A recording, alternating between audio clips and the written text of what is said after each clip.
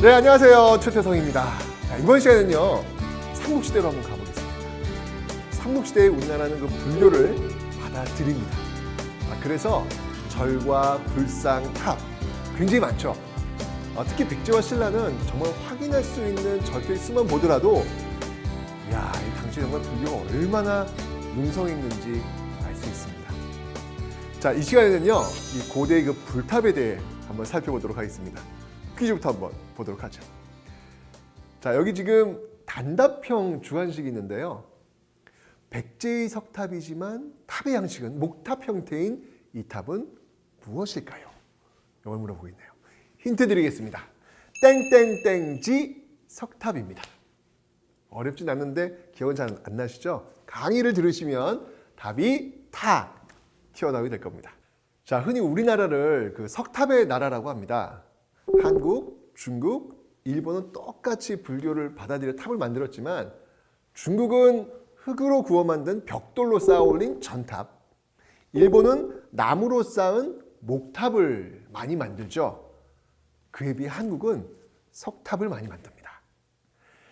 자, 이 우리나라엔 이 산이 많아서 돌도 많잖아요. 그래서 돌멩이를 가져다가 이 목재처럼 다듬어서 지은 것이죠. 자, 처음부터 이 돌을 재료로 한 탑을 만들기는 어려웠겠죠. 그러니까 돌이 가진 그 재료와 어떤 특성, 이걸 살리기까지 좀 시간이 걸렸습니다. 그래서 백제는 목탑을 본뜬 석탑을 만들기 시작합니다. 이게 무슨 말이냐면 나무로 만든 목탑 있잖아요. 목탑을 보시면 마치 집 한 채가 이렇게 올라간 듯한 그런 느낌이 들잖아요. 그런 느낌을 그대로 돌멩이로 만들었다는 이야기예요. 그래서 백제를 대표하는 석탑하면 미륵사지 석탑이죠. 우리나라 최초의 석탑이라고도 불리는 미륵사지 석탑은요, 석탑이면서도 목탑에서 기본적인 구조를 본떴습니다. 자, 지금 사진 지금 보고 계신데 돌로 분명히 만들었지만 멀리서 이렇게 보면은 마치 나무로 만든 것처럼 한 채의 그 집의 형태로 이렇게 굉장히 아주 세밀하게 지금 만든 그런 모습을 지금 보이고 있잖아요. 그래서 이런 것들을 보고 목탑 양식, 석탑이지만 목탑 양식을 가져왔다 이렇게 얘기하는 겁니다. 좀 자세히 볼게요. 자, 먼저 이 기단부 아래 기단부를 보시면요, 그 목탑의 그 기단과 같은 단층 기단으로 삼고요. 자, 1층 탑신 4곳 보세요. 지금 여기 보시면 사람이 드나들 수 있게 십자형의 그 공간을 마련해 놨습니다. 탑신의 기둥을 보시면요, 위쪽은 좀 좁고요. 그리고 아래쪽은 넓게 해가지고 어떤 시각적인 안정감을 주고 있죠. 그리고 그 기둥을 따라 쭉 올라가 보니까 이게 창방이라는 그 목조 건축에서 볼 수 있는 구조물을요 가로질렀네요. 그 위에 3단의 어떤 층급으로 지금 지붕을 지금 이렇게 받치고 있는 그런 모습들이 보이고 있습니다. 이 정말 나무로 만든 어떤 집 한 채를 보는 듯한 그런 느낌, 그런 느낌을 이렇게 돌로 구현을 해 놓은 것이죠. 자, 이 미륵사지 석탑은 어디에 가서 볼 수 있을까요? 익산입니다. 익산. 자, 이 미륵사 이야기를 좀 한번 하고 넘어가야 될 것 같아요. 미륵사는 어느 왕 때 창건되었다라고 알려지면 백제 무왕 때 창건된 것으로 알려지고 있죠. 무왕은요, 바로 서동요의 주인공인 서동. 그 서동이 바로 무왕이에요. 서동이 누굽니까, 여러분들? 그 신라 진평왕 딸인 그 선화공주, 그 선화공주와 결혼했던 사람이잖아요. 그 참 야한 노래가 있죠. 서동요라고. 선화공주는 남몰래 밤에 맞둥방을 안고 뭐 이렇게 어떤 그 남녀 간의 어떤 그 상열지사 어떤 그런 이야기들이 들어가 있는 노래, 이런 걸 딱 퍼뜨려가지고 사람들이 얼레리 꼴레리 쭉 퍼뜨린 다음에 이게 이제 그 진평왕의 귀에 들어가게 하죠. 이 진평왕은 경노했고 그 선화공주를 탁 궁궐 밖으로 쫓아냈죠. 결국 오갈 데 없는 이 선화공주에게 서동은 청혼을 하게 됩니다. 그리고 이제 백제로 가가지고 드디어 이제 무왕으로 등극을 한 것이죠. 그러니까 여러분들 뭐예요? 신라 공주, 선화공주가 백제의 왕비가 된 셈인데, 이 왕비 선화공주가 무왕에게 부탁을 해서 큰 절을 세우는데 그게 바로 미륵사다, 이렇게 우리는 알고 있단 말이에요. 그런데 2009년 이 미륵사지 석탑 보수 공사를 합니다. 그런데요, 이 석탑을 보수하면서 이 석탑을 해체를 하거든요. 해체하는 과정에서 이 이야기를 완전히 뒤집어 버리는 유물이 나옵니다. 석탑 해체하고 그 안에 있는 그 중심도를 딱 들었더니요, 금으로 만든 그 금제 사리 봉용기가 나온 거예요. 그러니까 사리, 그러니까 왜 그 부처님이나 또는 승려가 이렇게 화장을 이렇게 다비를 하면 사리가 나오잖아요. 그거를 담아놓은 그릇이 나온 거죠. 거기 이제 기록도 있는데 여기 적힌 창설자의 이름은 선화공주가 아니에요. 거의 이건 뭐 충격적이었죠. 선화공주가 나와야 되는 선화공주가 아니라 사택가문의 딸이라고 나옵니다. 이 사택가문은요, 당시 이 부여에서 정말 아주 권력 강한 그런 어떤 가문이었거든요. 그래서 이 백제의 왕인 무왕과 그 대단한 가문과 결합을 한 어떤 그런 사례로 볼 수 있는 건데, 어쨌건 이것 때문에 정말 1400년 동안 내려왔던 그 선원과 선화공주의 사랑 이야기를 우리는 잊어버리게 된 거예요. 갑자기 거짓말이 이건 돼버린 거 아니냐, 막 이렇게 돼버린 거죠. 그런데 증거는 그렇게 나왔지만 여전히 또 한쪽에서는요, 그럼에도 불구하고 이게 선화공주와는 관련이 없는 그런 절과 탑이다, 이렇게 이야기하기는 아직 이르다. 좀 더 연구를 해봐야 된다라고 하면서 지금 팽팽하게 지금 맞서고 있는 어떤 그런 모습입니다. 그러니까 여러분들, 문화유산이라고 하는 거, 거기서 나오는 그 비밀의 그 수수께끼, 이런 건 정말 재밌는 것 같아요. 어쨌건 여러분들, 미륵사지 석탑을 해체하는 과정에서 고대사의 비밀이 하나 나왔잖아요. 그죠? 그러면 아직까지도 해체하지 않은 탑이 하나 있어요. 아직까지도 해체하는 탑이 있어요. 그 탑이 뭔지 아세요, 여러분들? 전 정말 궁금해요. 이 탑도 언젠가는 이제 또 보수공사가 필요해서 언젠가 해체를 해야 될 텐데, 그때 또 한 번 고대사의 비밀이 딱 나오겠죠. 그 탑이 어떤 탑이다? 네, 그게 바로 부여에 있는 정림사지 5층 석탑입니다. 자, 이 정림사지 5층 석탑은요, 부여에 있습니다. 이 탑도 역시 이제 목조 건축물을 이렇게 쭉 본따오면서 만든 건데요. 정말 예뻐요. 정말 예쁩니다. 그러니까 익산의 그 미륵사지 석탑 같은 경우는 이렇게 보면은 와, 예쁘다라는 느낌은 뭐 딱 오진 않아요. 그냥 굉장히 크다, 엄청나다, 이런 느낌이 드는데, 정림사지 5층 석탑은요, 보면 참 이쁩니다. 근데 이게 사진을 찍으면, 눈으로 봤을 땐 너무 예쁜데 사진을 찍으면 이상하게 그 맛이 이게 제가 사진을 못 찍나 봐요. 죄송합니다. 네. 좀 아쉬워요. 그래서 맨날 이 예쁜 탑을 이렇게 눈맛처럼 한번 탁 카메라에 담아보고 싶은데 쉽지 않더라고요. 네. 자, 근데 여러분들, 이 탑에는요, 잘 보시면 글씨가 새겨져 있어요. 탑을 잘 보시면요. 낙서한 거라고요? 그렇게 볼 수도 있겠네요. 낙서한 거로 볼 수 있겠네요. 네, 낙서하면 안 됩니다, 여러분. 문화유산에다가요. 뭐라고 써 있냐면요, 이 탑엔 나당 연합군이 백제를 점령할 때 당나라 장수 소정방이요, 백제를 정복했다라고 하는 글이 새겨져 있습니다. 그래서 백제를 평정했다라는 의미에서 평제탑이라고 불리기도 합니다.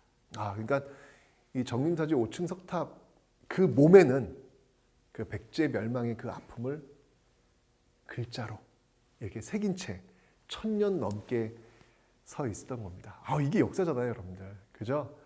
그러니까 항상 한 문화유산을 바라봤을 때 그 문화유산이 담고 있는 이야기, 그 문화유산이 우리한테 해주고 싶은 이야기, 그 이야기를 듣는 것이 진정한 문화유산과의 만남이 아닐까라는 그런 생각이 듭니다. 그 아름답고 우아한 정림사지 5층 석탑에 그렇게 또 가슴 아픈 이야기가 있을 줄 또 누가 알았습니까? 그런 것들을 봤으면 좋겠습니다. 자, 이제 신라로 한번 가보죠. 신라. 백제 왔으니까 백제는 이제 익산 미륵사지 석탑 봤고요. 부여의 정림사지 5층 석탑 봤죠. 이제 신라로 한번 가볼게요. 신라는요, 목탑과 함께 이 전탑을 모방한 석탑을 만듭니다. 신라에 정말 큰 사찰이 하나 있죠. 황룡사. 이 경주에 있었던 황룡사인데요. 황룡사에는 9층 목탑이 있었습니다. 그런데 이 황룡사하고 황룡사 구축목탑은요, 이때 그 만들어진 그 시점이 좀 달라요.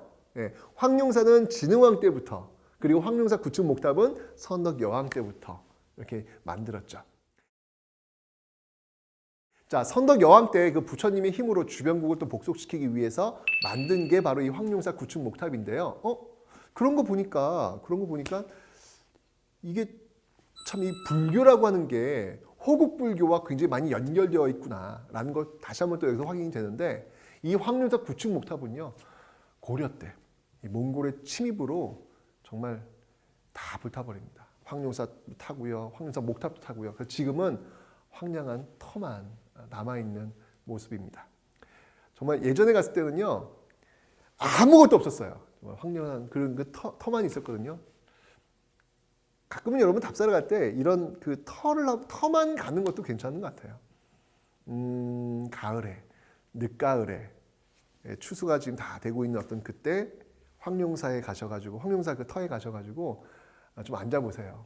앉아보시면 정말 아무것도 없거든요. 그때 한 오후가 좋겠어요. 한 5시쯤. 딱 해가 떨어지는, 석양이 쫙 내려앉는 그곳에 가만히 보시면 기차가 이렇게 지나갈 거예요. 그런 것들을 이렇게 바라보고 있으면 신라 1000년의 역사를 자랑하고 있는 바로 이 공간에서 아무것도 남아있지 않은 이것을 보면 인생이 과연 무엇일까 한번 좀 이렇게 관조할 수 있는 그런 장소가 아닐까라는 그런 생각이 듭니다. 자, 그 황룡사 그 조금만 좀 걸어가시면요, 바로 또 하나의 그 사찰이 있습니다. 바로 분황사. 그 분황사에 보시면 모전석탑이 있어요. 이 원효대사가 머물렀던 절로 알려진 이 분황사에 바로 이 모전석탑, 이 분황사 탑이 있는데요. 이 분황사 탑은요, 아까 여러분들 그 중국에서 유행했던 탑이 전탑이라 그랬죠. 근데 제가 지금 모전석탑이라고 했습니다. 이건 뭐냐면 전탑이 뭐라 그랬죠? 벽돌을 쌓아 올린 거라죠. 흙을 구워서 벽돌 쌓아 올리는 거라 했잖아요. 그게 아니라요, 모방한 거예요. 그런 벽돌을 모방한 탑이라는 것이죠. 뭐냐면 흙을 구워가지고 벽돌을 만들어 쌓아 올린 탑은 전탑인데, 이 분황사 탑은요, 우린 돌멩이가 많다니까요. 그 돌멩이를 잘라서 벽돌처럼 만든 거예요. 만들어가지고 마치 벽돌처럼 모방을 한 거죠. 만들어서 이렇게 쌓아 올린 탑이다라는 겁니다.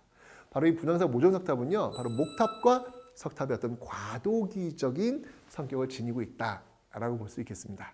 그러니까 특히 이제 신라탑이 어떻게 발전해 왔느냐, 이런 공부하는 그 미술사학자들한테는요, 굉장히 의의가 큰 그런 탑이라고 볼 수 있겠습니다. 자, 삼국시대의 탑 중에서 백제의 그 미륵사의 석탑, 정릉사의 석탑, 그리고 신라의 그 황룡사 구축 목탑은요, 머릿속에 좀 꼭 넣어두십시오. 안타깝게도 이 세 탑의 절 모두 지금 터만 남아있는 상태입니다. 자, 이제 통일신라로 한번 가보도록 하겠습니다. 여러분 지금 그림 그리고 계시죠, 지금? 네, 백제의 익산, 미륵사의 석탑, 정림사의 석탑, 신라의 분황사 탑, 또 이제 목탑으로 온다면 황룡사 구축 목탑 쭉 그리시면서 이제 통일신라로 오는 거예요. 자, 이 통일신라 시대도 역시 마찬가지로 그 시대를 반영한 그런 탑들이 많이 등장하는데요. 경상북도 경주에 가시면 이 가문사라는 절이 있습니다. 가문사는 문무왕이 짓기 시작하여 아들 신문왕 때 완성된 사찰인데요. 삼국 유사에 따르면 문무왕이 왜군을 진압하려고 이 절을 짓기 시작했지만 완성하지 못하고 세상을 떠나시어 바다의 용이 되었다. 그 아들 신문왕이 왕위에 오른 해인 개요 2년에 공사를 마쳤다. 이렇게 전해지고 있습니다. 근데 이제 절은 사라졌고요. 오로지 3층 석탑 2개만 그 터를 지키고 딱 서 있습니다. 가문사지 3층 석탑이죠. 전 사실 이 가문사지 3층 석탑을 보고요, 정말 깜짝 놀랐어요. 저는 탑이 이렇게 큰 건가? 저는 탑은 사진을만 보다 보니까 그냥 작은 느낌? 이런 느낌이 들었는데, 와, 가문사 3층 석탑은요, 정말 규모가 엄청납니다. 엄청 큽니다. 사진은 정말 느낌이 안 오는 어떤 그런 탑이에요. 한번 꼭 가셔가지고 한번 느껴보시기 바랍니다. 자, 이 시원하게 그 치켜 올라간 그 찰주라는 그런 기둥도 그렇고요, 덩치도 그렇고, 정말 이 가문사의 3층 탑은요, 남성미를 그냥 물씬 풍기는, 딱 봤을 때 마치 이 장군 2명이 딱 서 있는 듯한 그런 느낌? 뭔가 통일신라 초기 어떤 삼국 통일에 대한 자부심, 우리 해냈어! 라고 하는 그런 자부심을 보여주는 그런 느낌을 주고 있습니다. 자, 그 다음에 이제 여러분들 뭐 수학여행이나 뭐 경주 가시면 뭐 여기 반드시 가져야죠. 예, 불국사 3종 세트. 불국사 뭐 석굴암 안압지 있는데 불국사에 가시면 여러분들 3종 세트 있잖아요. 예, 불국사 3층 석탑이나 뭐 다보탑이 있는데 이 불국사는요 경덕왕 때부터 짓기 시작을 했습니다.